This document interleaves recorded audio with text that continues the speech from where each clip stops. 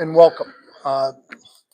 It's, as always, my privilege to deliver these remarks to you on the state of our city. I want to thank our hosts, especially Park Synagogue, for making this wonderful space available. This was only constructed within the last few years, and it is really a remarkable space. Typically, we have our State of the City addresses presented in the lower cafeteria of Grady Middle School. And I thought it was important that maybe we should start taking advantage and showing off the other wonderful venues and facilities that are in our city. So I want to thank the synagogue, its congregation, for inviting us or agreeing to let us do it here tonight. It's really great. I will leave time at the end of my comments for any questions which you have, and I welcome those. For me, that is my favorite part of the evening. Tonight, I'll report on our fiscal health, which continues to be excellent, as well as personnel updates, developing events since we were last together, and what we have planned for the coming year. I want to welcome the members of our city council who are here, our department heads and chiefs, and she's still coming in from the parking lot, but so she won't know that I've embarrassed her. But I want to thank my wife. She is a wonderful support to me and always gives me good advice and grounding. And you don't have to tell her I said any of that. The past year, 2025, I'm sorry, everyone shut off their phones. We've begun, and I'm talking, so I can't talk to you. Goodbye.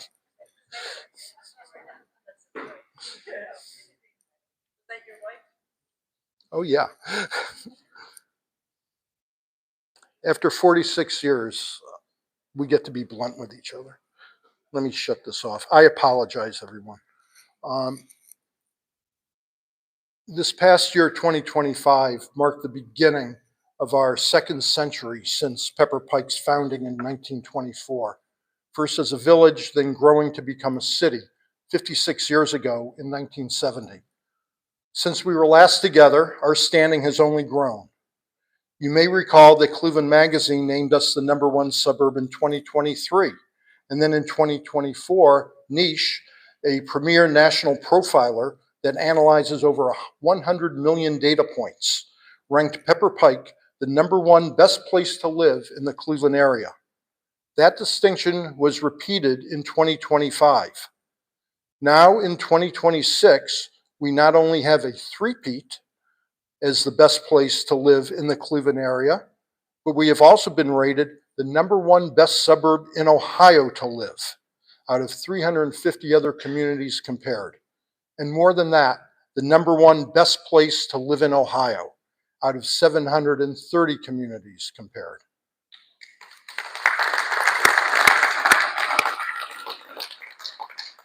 That recognition may be a temporary annual judgment to be shared with another city next year, but our persistent standing among the very best communities in the region and the state is well established, and it is not by accident. Pepper Pike thrives because of the people, you, who live here, and because of the talented, dedicated people who work for this government and for our residents. Let us take a moment to acknowledge our outstanding staffs in service, fire, police, building, finance, law, and engineering, who work so hard to make this city shine. It has been my great honor to serve alongside these people for the last now 15 years.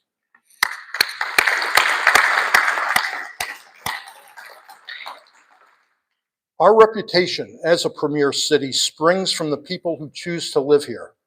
We experienced a turbulent year of local politics in 2025, not our typical experience, but our residents renewed their commitment to democracy, rejecting with an overwhelming 70 to 30% supermajority the effort to repeal our city charter and replace the balanced formula by which the city has thrived for over 100 years. That rejection was again sealed in November. A renewed sense of positive purpose has been restored to City Hall, and our future remains bright. Our 2025 elections continued the spirit that flourished in 2024 when we celebrated our centennial. They made clear that our success lies with the enthusiasm and diversity of our residents, young and old, all ethnicities, races, and backgrounds, united in their love for this city. Our country faces serious challenges in 2026 as we mark the nation's 250th birthday. I expect our residents will bring that same commitment to democracy to bear as we face national challenges.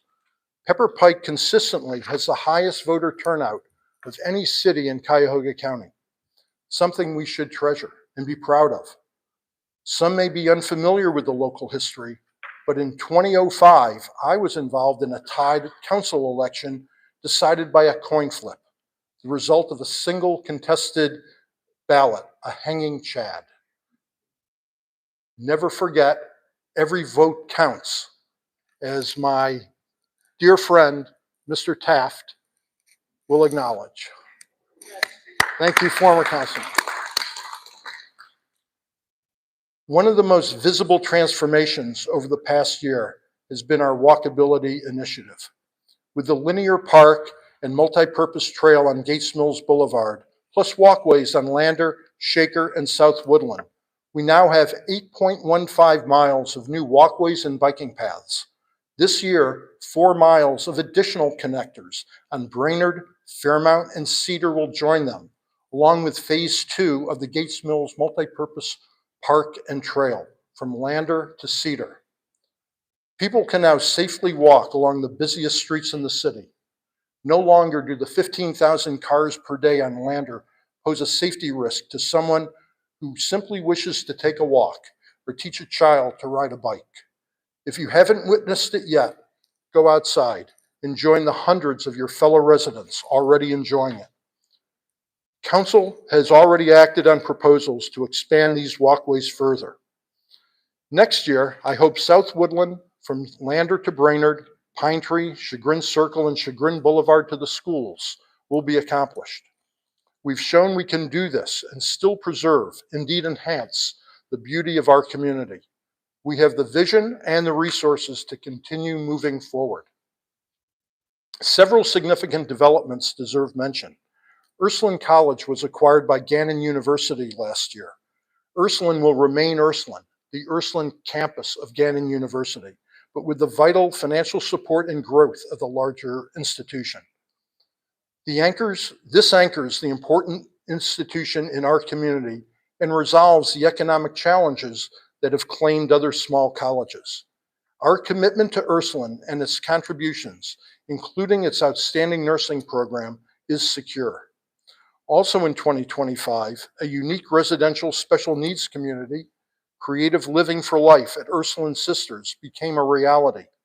These garden-style residences on property owned by the sisters, which is distinct from the college, provides critical housing for adult special needs children of our residents and others. It is a dream fulfilled by parents seeking a self-sufficient future for their family members. City events continue to bring us together in 25 and will also here in 2026. The Taste of Pepper Pike, movies in the park, music in the park, ice cream social, party in the park, Fall Harvest Fest, and soon to come our Memorial Day commemoration. This year we're also adding a health fair on May 18th and a July 4th celebration, which we have not done before, at least in my memory. And we're hosting the regional Celebrate Trails event in a week on April 25th. Tickets for the 10th annual Taste of Pepper Pike go on sale soon with exciting upscale food and beverage vendors. We already have commitments from some terrific new restaurants. We're expecting a larger audience than last year, and it always sells out, so be sure to secure your spot when they become available. Now for the nuts and bolts. As we enter 2026, the city remains very financially strong. Over the past 14 years, we have restored economic stability that affords us the ability to maintain and grow our infrastructure on an ongoing basis. Our general fund balance at the beginning of 2026 was over $21 million, up from the $2.05 million we started with when my administration began in 2012. That growth is thanks to careful budgeting and spending discipline across every department. This reserve protects us from unexpected costs, natural disasters, economic downturns, or other emergencies, and allows us to pay as we go or take on serviceable debt where necessary rather than deferring critical projects. We annually maintain our streets to prolong their lives and moderate the frequency of total replacements. We have resolved most of the stormwater infrastructure issues that plagued the city for decades, many rooted all the way back to the Depression of the 1930s. Our financial stability has also allowed the renovation of our service, police, and fire departments, completed in the past year. City Hall is next. Except for some carpet replacements about 12 years ago, the building has been largely untouched since the 1960s. The second floor, how many of you even knew there was a second floor, exists primarily as a storage unit. It's filled with boxes with no functional heating or cooling. We can accomplish a great deal through thoughtful renovation without the expense of an entirely new building. We have just concluded an extensive needs and necessities analysis of City Hall. A proposal will be presented to City Council at next week's meeting. The plan being discussed would expand council chambers so we can accommodate more than the 25 residents the fire code currently allows.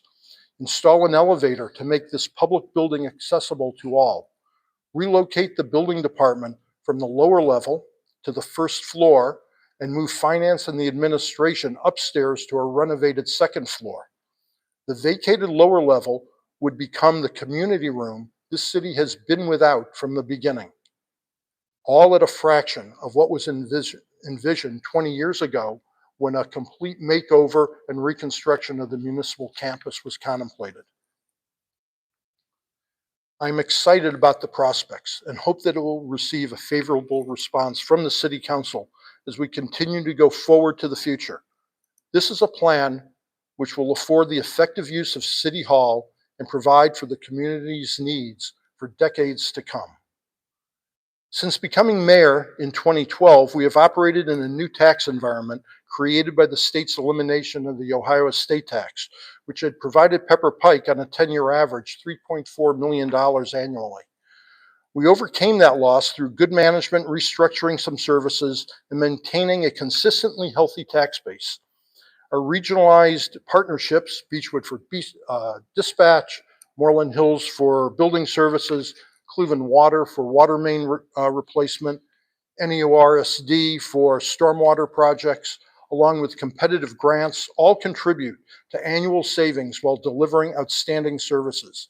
Our very low 1% income tax with a 0.5% credit, the lowest in the county and which we intend to continue, combined with reasonable property taxes, allows us to provide many of the region's best services. For the 15th consecutive year, our fiscal outlook is stable, but let no one be complacent. A statewide petition is circulating to eliminate the property tax. That is catastrophic and an ill-conceived plan. Our city, our schools, our metro parks, health and human services all depend on levies tied to the property taxes.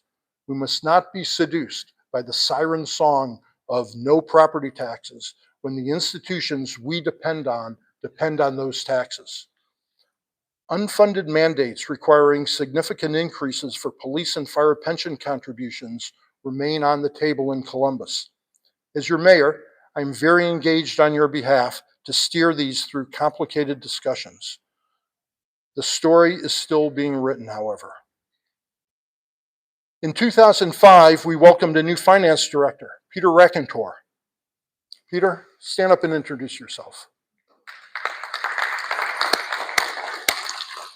A note on our new finance director.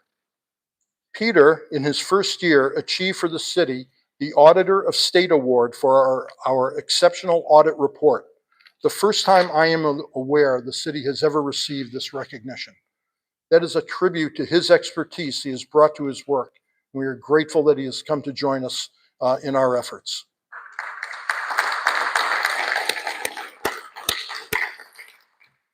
In the last year and first quarter of 2026, we have had 121 home sales.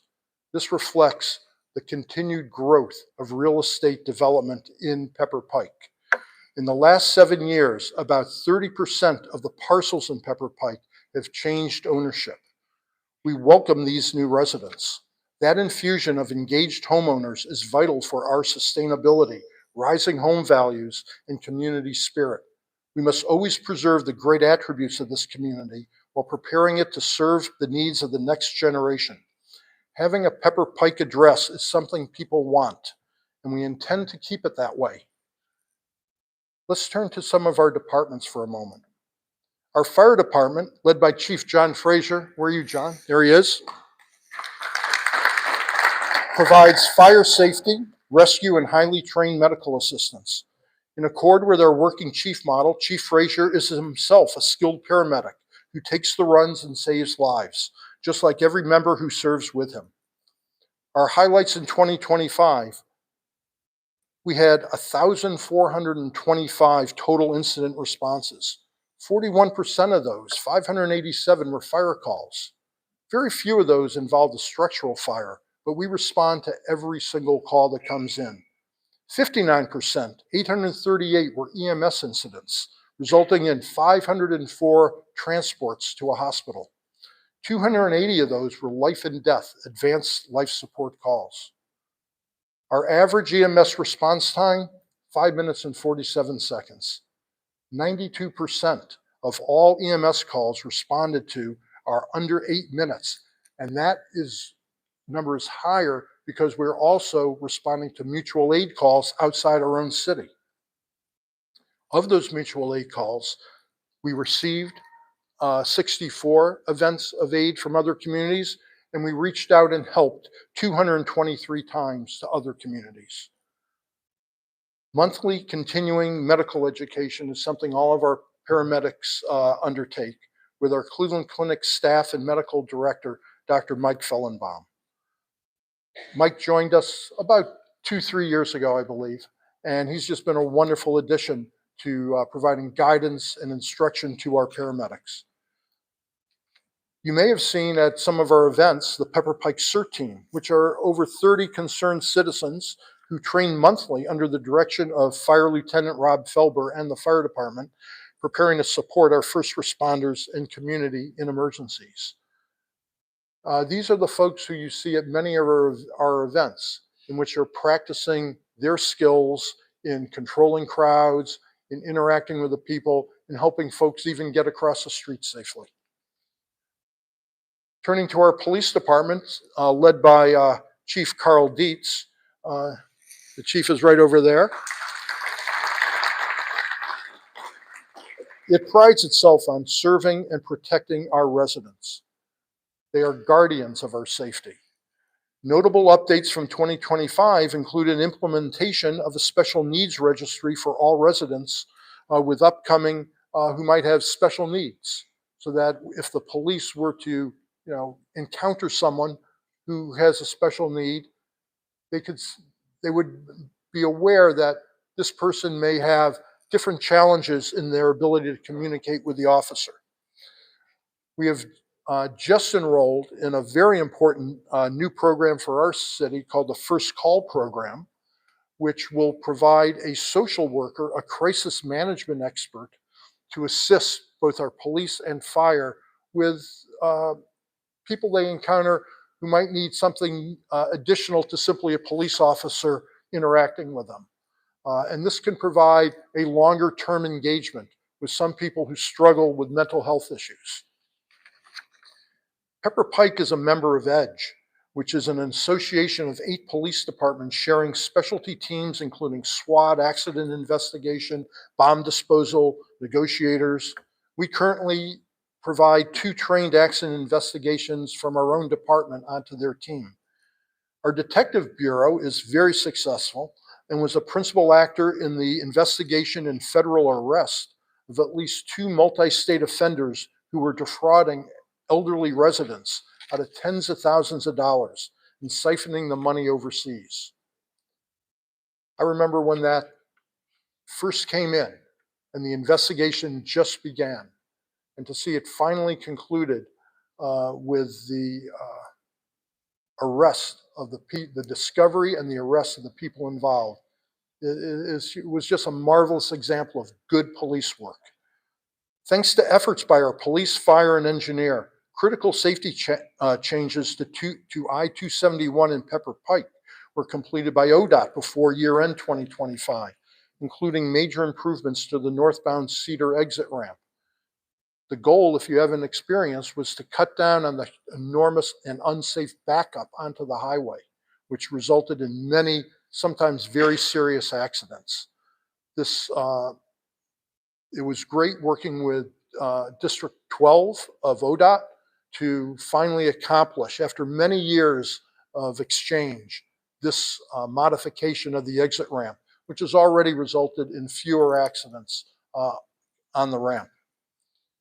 We hired two fine young officers, both U.S. Marine Corps veterans, who chose our department for its quality, culture, and community.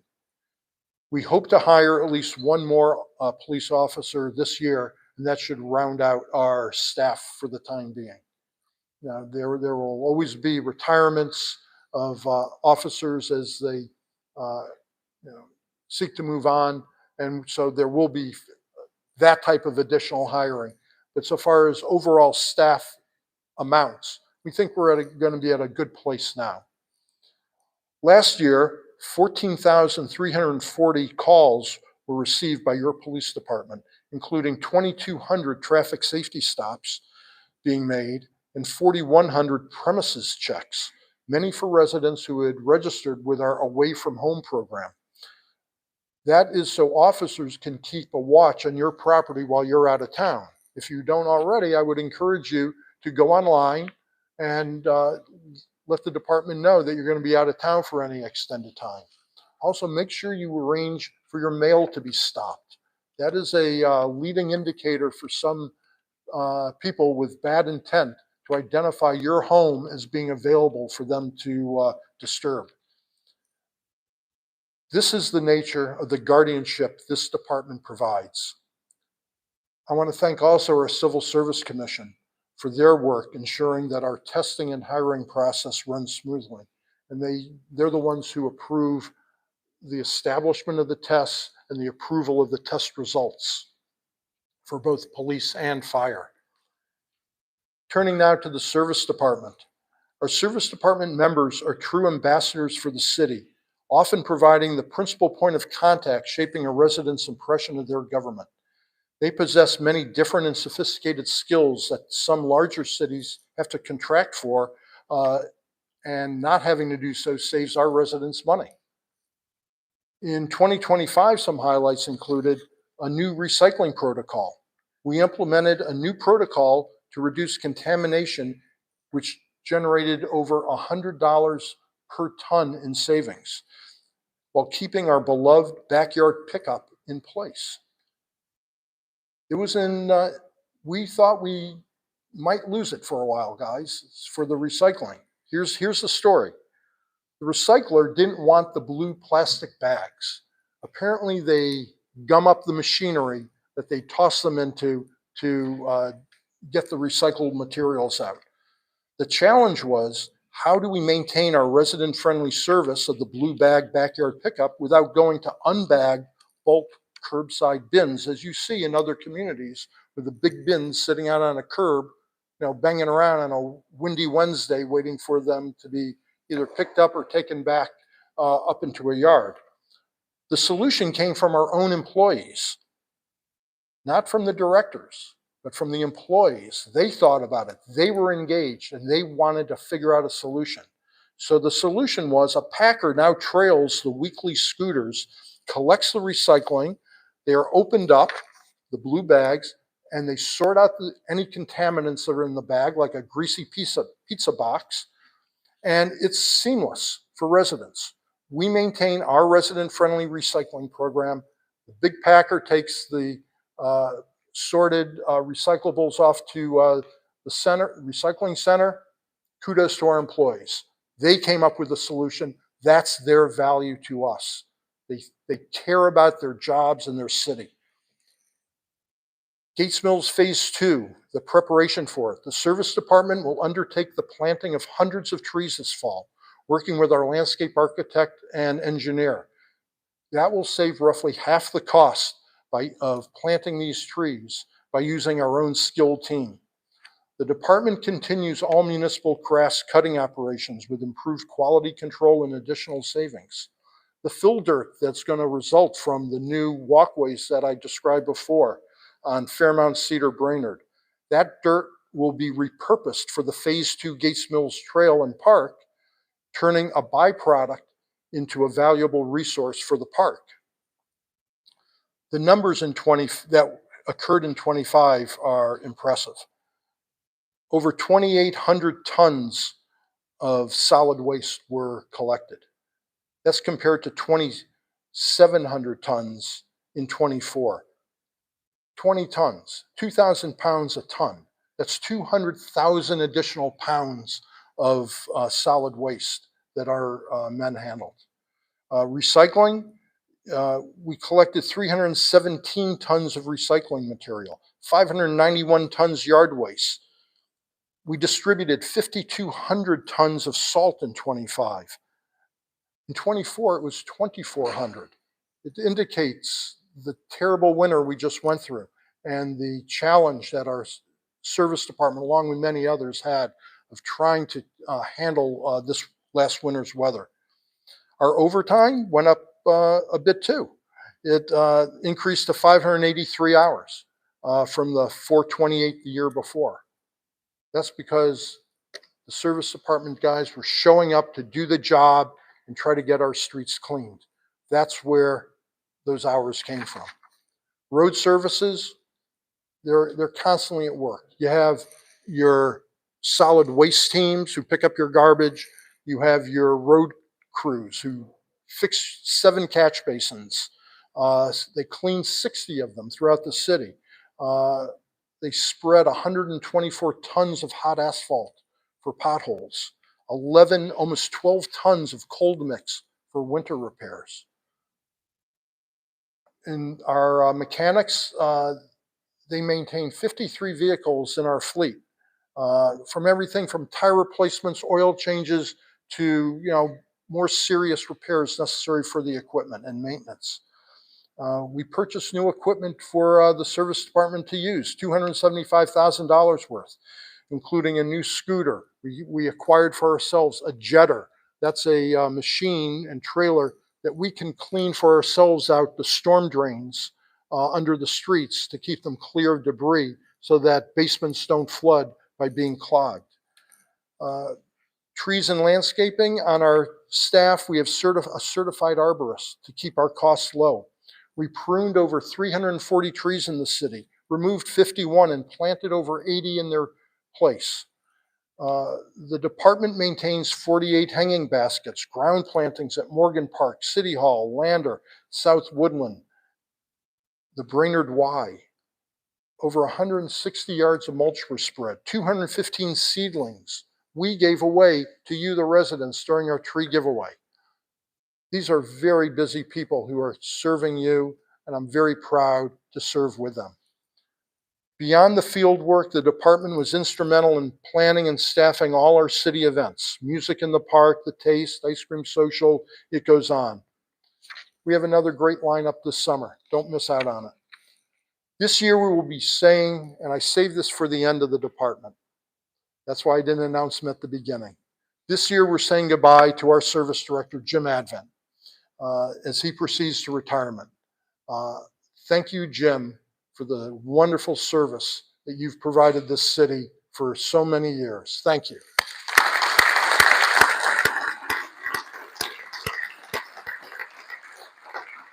For the last 5 years, Jim and the city have been wonderfully served by John Notavange, serving as our department foreman. With both Director Advent's and my enthusiastic support, I will soon be submitting to Council John's name for approval as our next service director, and I have full expectation that that will be approved. And I welcome you, John, and thank you for your service to this city.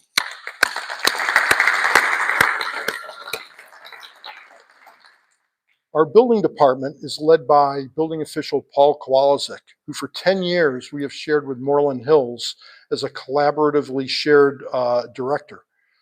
The department remains very busy, even with Sterling Lakes, Edgewood Trace, and Cedar Lakes nearing completion. We are nevertheless seeing older homes purchased and in some cases demolished and replaced with entirely new housing stock, offering new residents different floor plans and styles than our traditional inventory. Despite the high cost of construction materials and labor, Pepper Pike continues to attract significant investment. People feel confident building and maintaining their homes here, knowing that it is an investment that will increase in value. 2025 new home construction included 12 new home permits, which were over $10 million in value.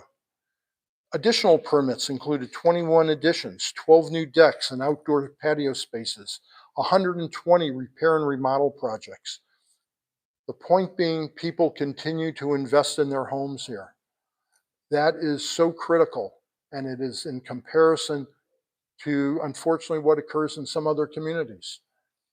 On the commercial side, Medina Creative Housing completed those 6 residential buildings I referred to before, comprising those 23 living units, with the large community center is going to be constructed now in 2026. Heritage Classical Academy, those are the folks, the school which purchased the Beachbrook property, continued extensive remediation and remodeling of the former Beachbrook site on Lander Road for their K through 11 students, and presented their master plan for future expansion.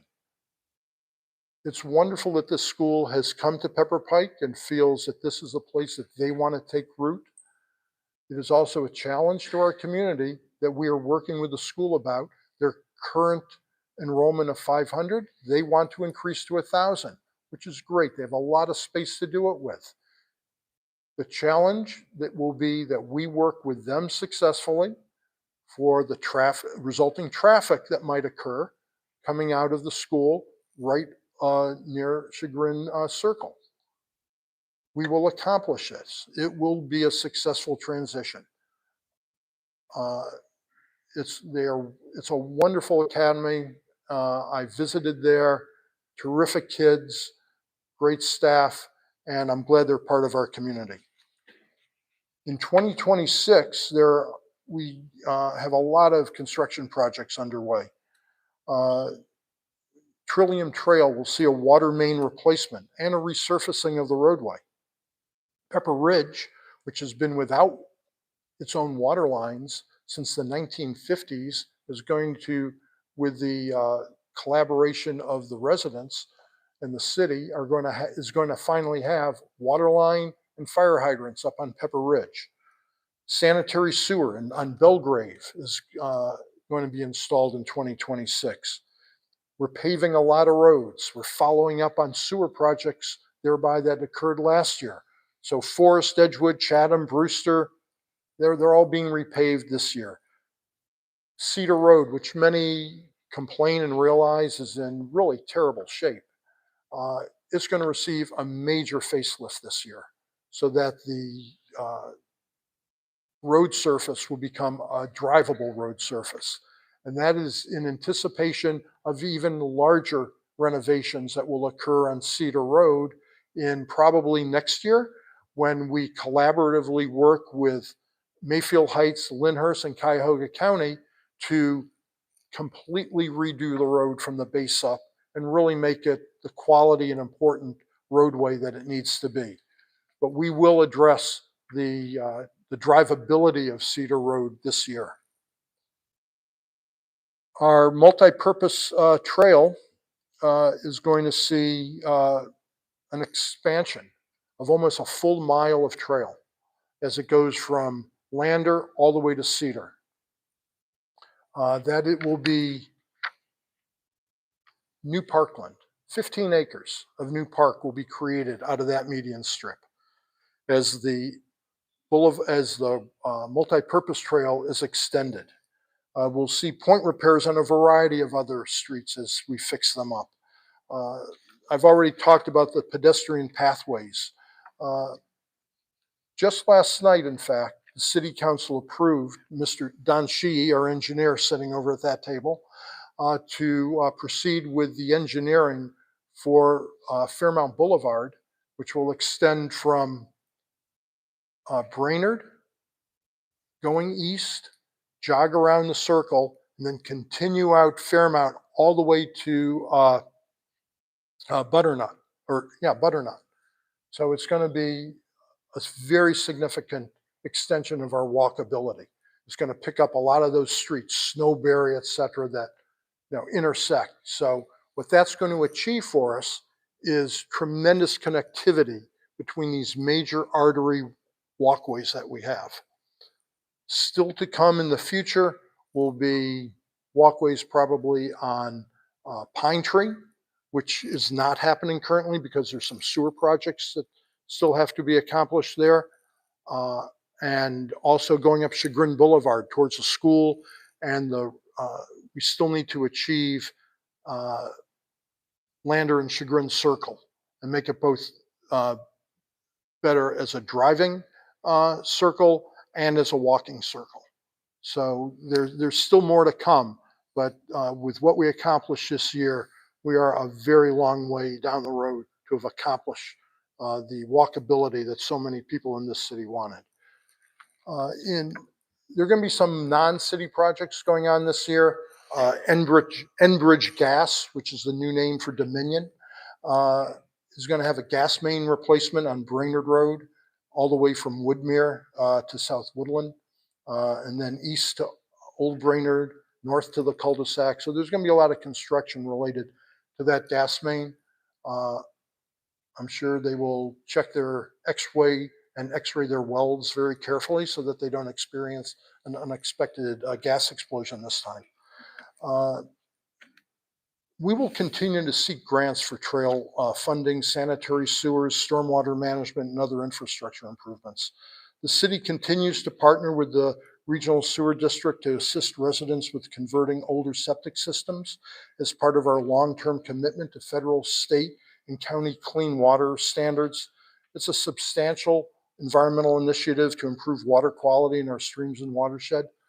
Soon to be posted on our website will be a GIS drawing that is going to make apparent to everyone the different areas, at least, where the city in the future will be sewering up. There are some areas that are more challenging than others. That is going to all be apparent. The city cannot identify, oh, this is a sewer for next year. It's just not the way it works because of the grant program that we're involved in. The water testing as to identifying what is most suitable to receive a grant in the coming year. So there are a lot of moving factors as we identify what the very next project and application for grant money might be, which is important to us because that supports the costs that both the city and, more importantly, that the residents bear for the installation of these sanitary sewer lines. These large projects, combined with grants supporting residents' septic conversion costs, have brought our city nearly $13 million in recent years. Add $3.5 million in water main replacement funding from the Division of Water, and you see the critical importance of these partnerships. Add the millions saved through regionalized dispatch, building services, and other shared efforts, and you understand why this is a relationship business, why the relationships our city enjoys are not just nice to have, they are essential for our financial health. Is it the 9th? Might be the 10th. Our 9th Memorial Day commemoration will feature a live performance by our Orange High School Band. If you have not attended before, I encourage you to come. we treat Memorial Day as it is intended, to honor those who gave their lives to preserve this great country. That is always a meaningful ceremony, and particularly so in times when the very democracy for which they fought for is being challenged. The right to vote is the most sacred obligation we have. As we approach the May and November elections, always remember that for evil to prevail, it only requires good people to stand by and do nothing. Be involved, get engaged, vote. However you vote, you have to vote. Please provide the city with your email address.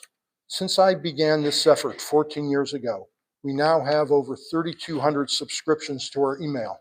Subscribers receive twice monthly updates on city events and community information that doesn't go out by regular mail. If you haven't signed up, please do so. We also ask all residents to register your phone, including your mobile phone, since that's how most people respond anymore, on the city's website for their code red Ready Notify emergency notifications. If you need assistance, as I heard someone on the phone just yesterday require, in making that registration, just call Becky Kovach at City Hall and she'll help you get you through the process. In conclusion, we are entitled to brag.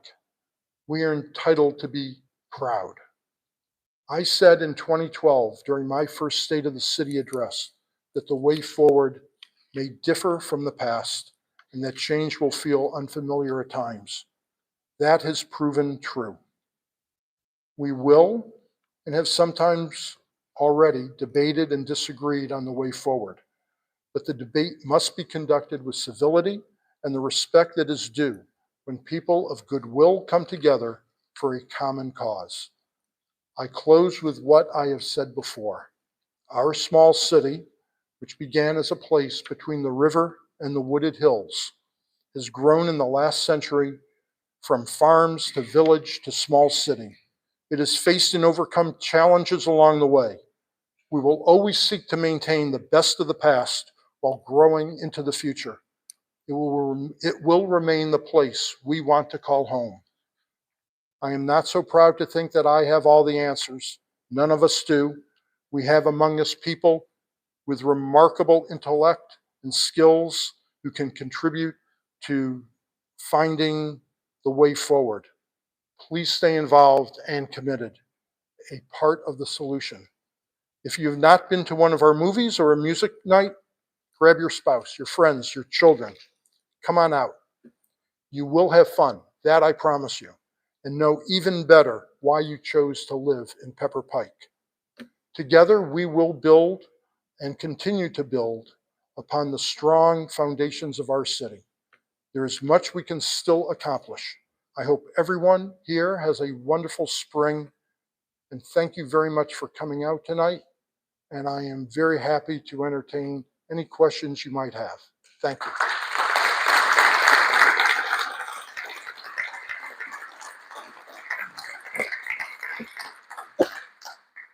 What do you want to talk about, if anything? Former council member Scott Newell worked last year with the administration to have a grant to work on the Pike-Mighty Yes. issue. What was the outcome of that, and what will be the next step? I'll repeat it for everyone. The question was that last year the city, under the initiative actually of former Councilman Scott Newell, became engaged in a Phragmites experiment, actually, in which the water retention basin right outside, I don't know which direction I'm facing, right over there, was filled with Phragmites. And Phragmites, as you may know, is a terribly difficult invasive plant to eradicate. The initiative was to try to come up with new ways of doing it and new treatment techniques, things like that. And that's what we did. It was treated, first it was evaluated, it was treated, the Phragmites were knocked down, and it is still being evaluated. In July this year, We will be examining the basin as to whether or not the Phragmites seem to be growing back or not. And we'll know if a single round of elimination worked or not. And that's so I don't know the end of that story yet. Anyone else? In the back. You're going to have to really speak up for me to hear you.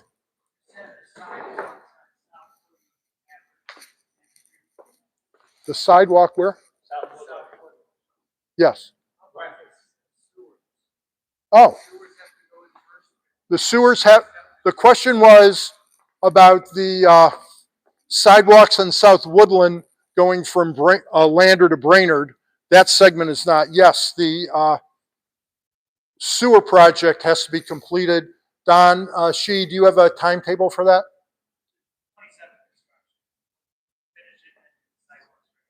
Okay, the sewers are scheduled for 2027 construction and the sidewalk will go in after that. Thank you. I know it's frustrating not to have them in already, believe me. Anyone else? Anything else? Yes. Hi, I'm here from Chestnut Lane.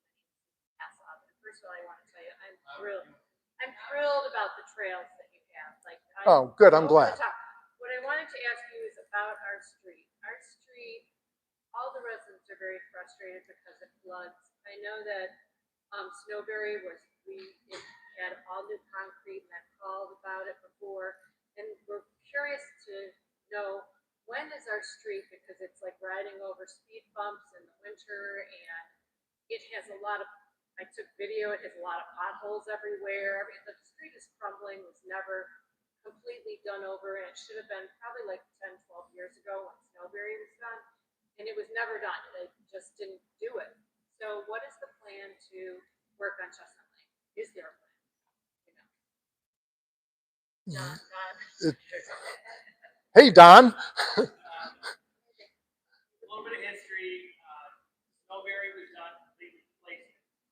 Chestnut was not as old as Snowberry. They were built at the same time.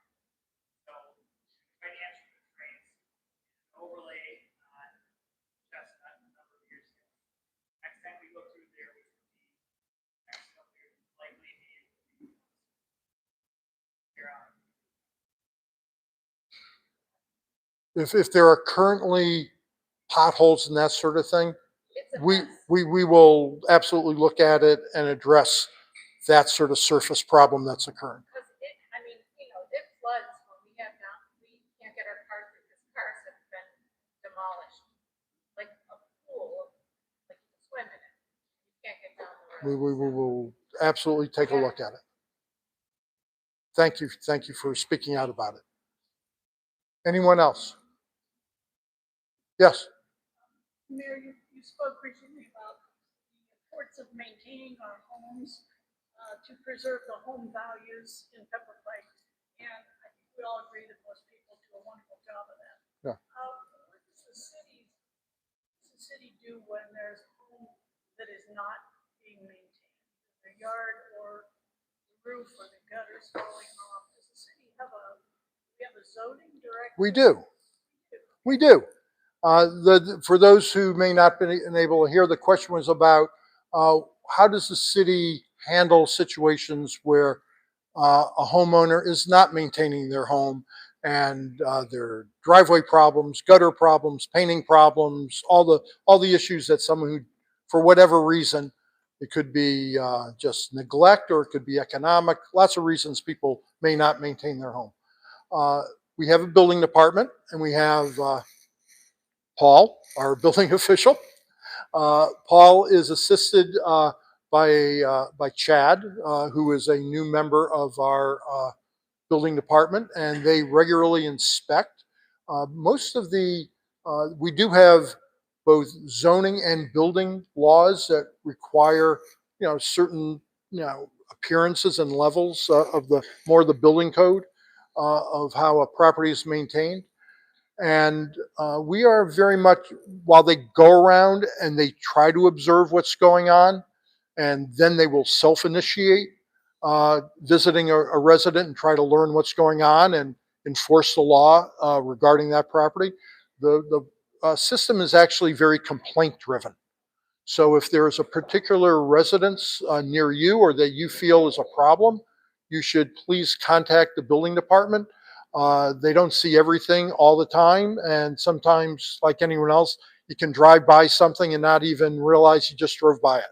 So if you're aware of a property that requires some attention, please contact our building department and they will visit, and they do visit. And usually we try to work with our residents in a cordial way and give them opportunity, learn their situation, give them an opportunity to clean it up. They'll get a letter from us. Ultimately, if nothing happens and nothing's been worked out, they're going to get a citation. And in the end case, they end up in court. And that is how we handle it. Anybody else?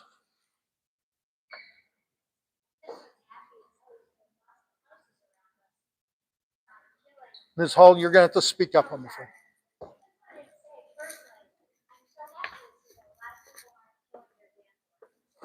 Yeah.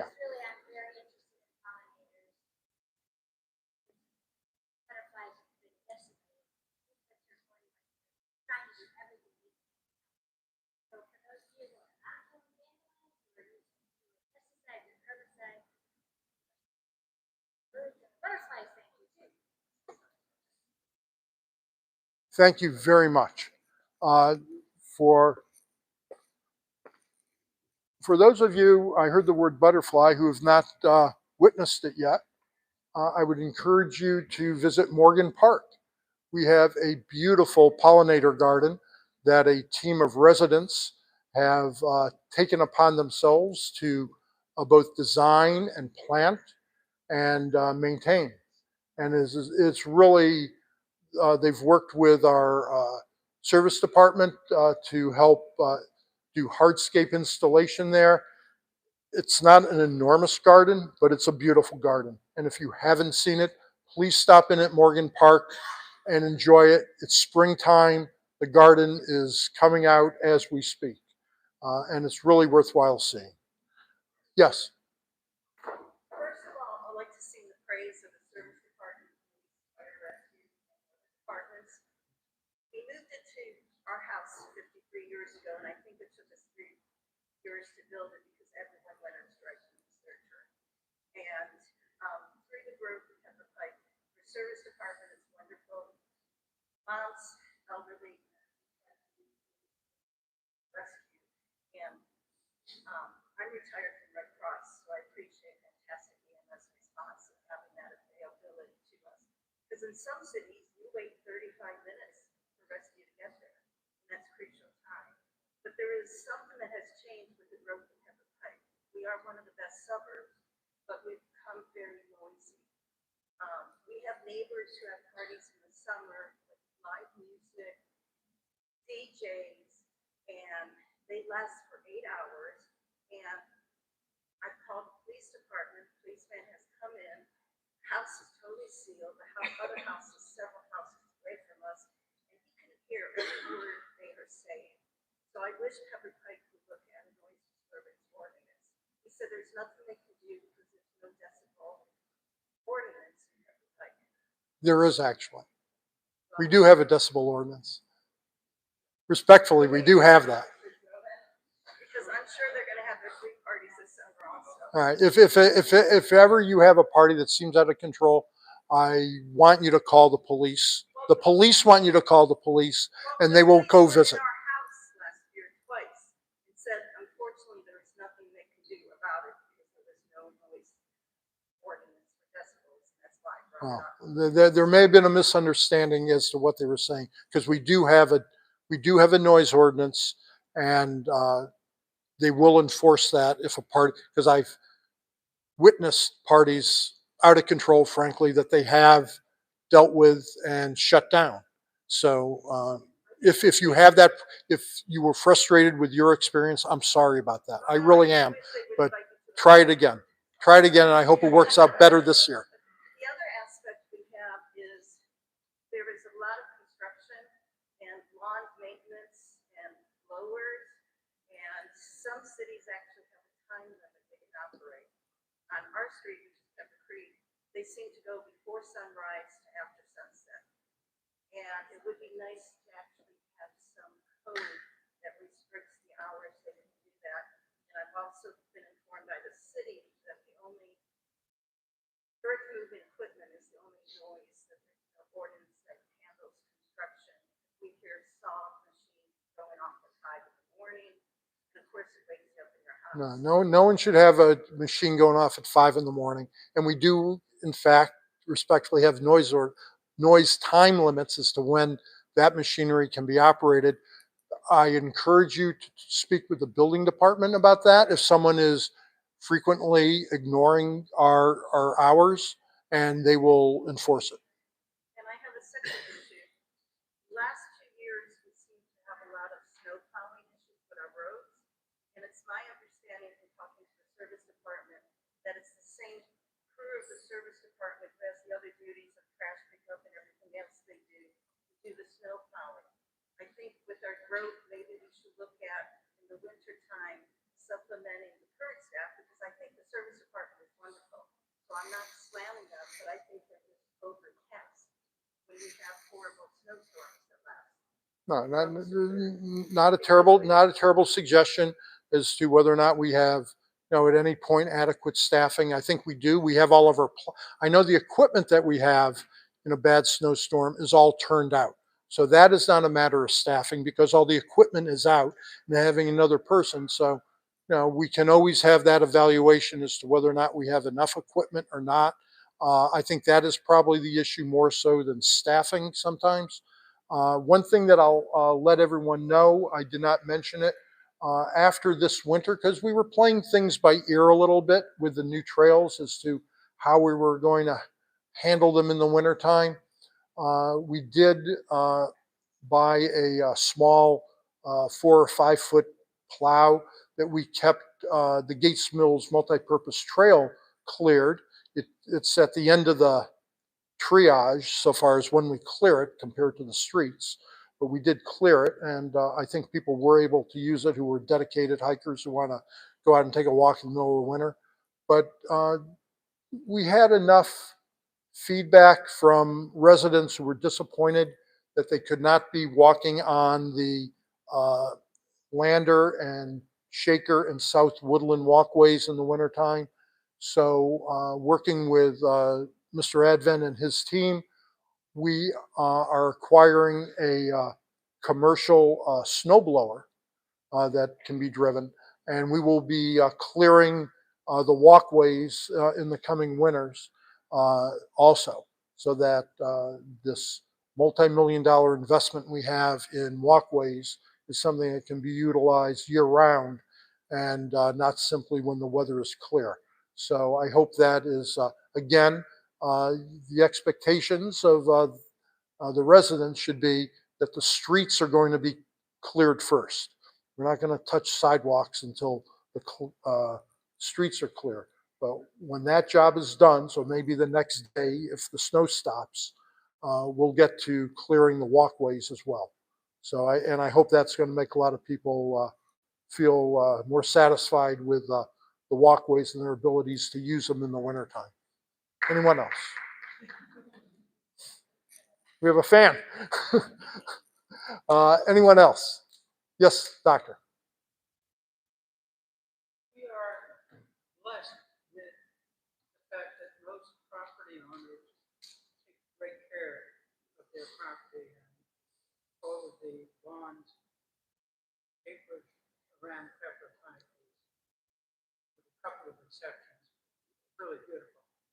But we do have a problem with commercial landscape companies that leave their equipment at the road, sometimes on blind fills, blind turns, with their resulting in serious risk of accidents. And I was wondering if the city ever considered an ordinance that required landscapers to put their equipment in people's driveways rather than on the road. Yeah, I think you're identifying a challenge, and it is a problem. I don't disagree with you at all. It is something that was talked about, I recall, some years ago, and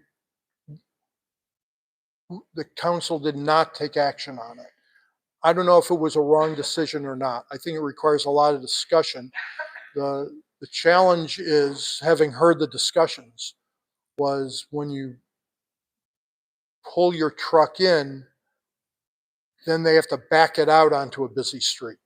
And I recognize your issue of on a curve, and I completely agree. And we have put up no parking signs at some dangerous areas, such as going up the rise of a hill, so that someone isn't surprised coming over and suddenly there's a landscaping truck parked right in front of them. If there's more of those spots that need demarcation, share them, and we'll certainly evaluate whether or not there should be more of that. To ban them altogether from parking on the street, there are a lot of challenges involved with what cascades from that, and there's some issues that are created by requiring that. But I think if anyone knows of a spot that they think, gee, the landscaping. In fact, I came around, and my wife was with me. I came around a curve yesterday, and I said, that's dangerous as all get out, because it was right around the curve. Just yesterday, Gene, that occurred with us. So I'm sympathetic to your problem that you've described. Yes. Want to tie on the same message. I heartily agree. I think, please know better than I do, what are the safe distances, what are the blind spots. I would welcome their feedback on where are these places that we really want not to have a park. I agree, it may not be best to pull into a person's driveway necessarily, but I think the contractor will be mindful if they're cited a time or two, and driving park in places Right. unsafe. Right. So I think marking places where they ought not park is a great first step. I think that a little bit of enforcement won't take long before they stop doing it. No, I think those are very good points, and I know the police chief is listening to you as you speak.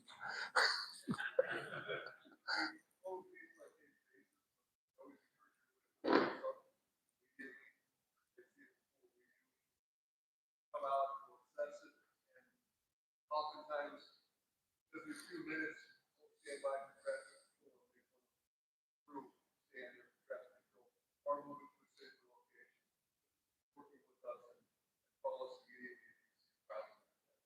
But it's absolutely an issue, and sometimes the problem are landscapers who don't register with the city and don't become familiar with our rules and what is required. So if you're hiring a landscaper, you should always inquire of that landscaper, are you registered with the city?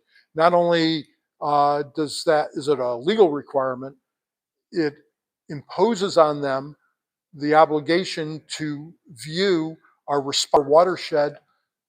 Many years ago, we created and we make the landscapers, when they first get registered, watch these videos, because there are some things we don't allow them to do in Pepper Pike, such as taking their cuttings and dump them back in the woods and obscure and block our water swales, which create flooding issues for other people. So it's important that they register, and I encourage you to make sure your landscaper is registered.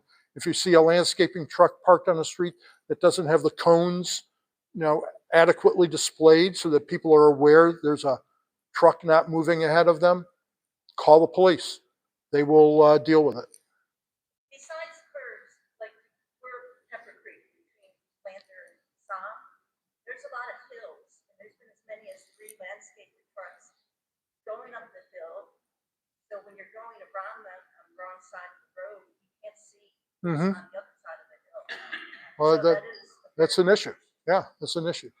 Yes. And you said there cannot in the city of Pepper Pike put clippings and trees. No, you can't dump grass back in. What are we supposed to do when we see someone doing that? The landscapers, you can either mulch it and leave it in your yard, which is a very healthy, environmentally good way of dealing with your grass clippings, or if it's a landscaper, they can take them. So if you see landscapers doing that, Mr. Department, you call. They should not be dumping in the woods, no. There's Call the something police. that- Call the police officers. Yes, ma'am. I'd just like to say, I apologize that I'm way late. I'm a caregiver. I had to pick up my brother. You're forgiven. Thank you. My name is Letitia Nall. I am a newly elected councilwoman in the village of Woodland. This is my first time in politics, and I don't know the relationship that Pepper Pike has with Woodland. I know everyone's main concern is the street light, right? And I'm sure, I don't have any answers for you tonight, but I invite you to come to our May 12th utilities meeting to get more information. But that's not just why I'm here. I'm here to introduce myself and show my support to Pepper Pike because we are neighbors. And I have, in my 3 months that I've been here, I've saved our village $130,000. I've launched a community committee and a health and wellness committee. I would love to make a regional neighborly committee with neighbors just like you, where it's not led by us politicians, right? Or public servants, I would say for you, for myself. And I'd love to talk to you all about that. I am here asking people to vote.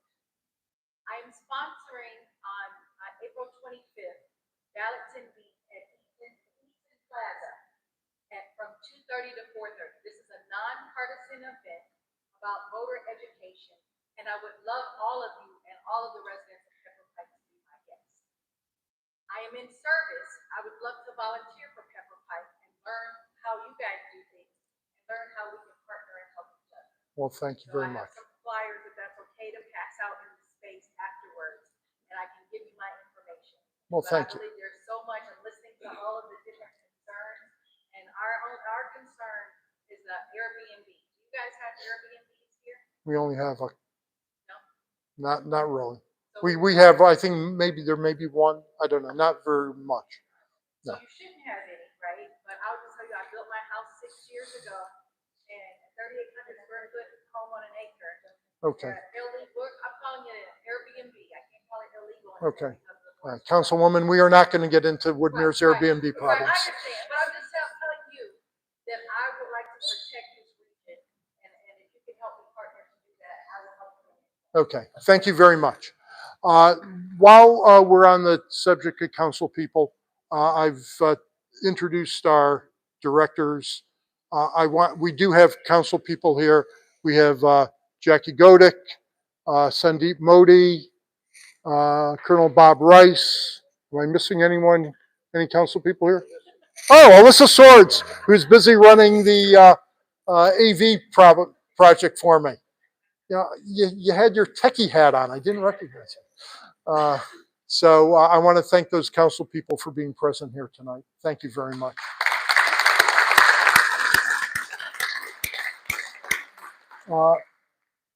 Any other questions? Or else we will adjourn. Yes, sir. Once we address the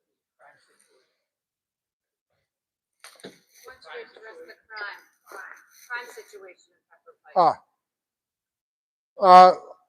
We have the question was about well, I don't know if I'd want to call it a situation. I think like any community, crime occurs. No one can say that we are crime free, but we have an exceptionally low rate of crime here in Pepper Pike. Police Chief Dietz, do you have anything more to add to that? When sometimes bad people come to visit our city and we deal with them. Sometimes our crime is more locally grown. Crime is a harsh word, although it is criminal. Sometimes there are domestic violence situations that we confront and deal with. And most of it's traffic related, though, I would think.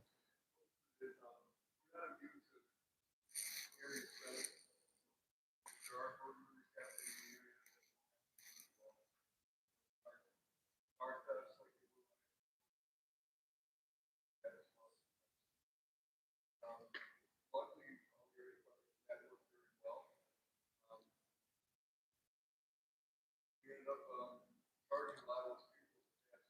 I would have special here without charging. So please come and go. It starts today. Our biggest crime is our residents. That's to fraud them out of their money, savings, things like that.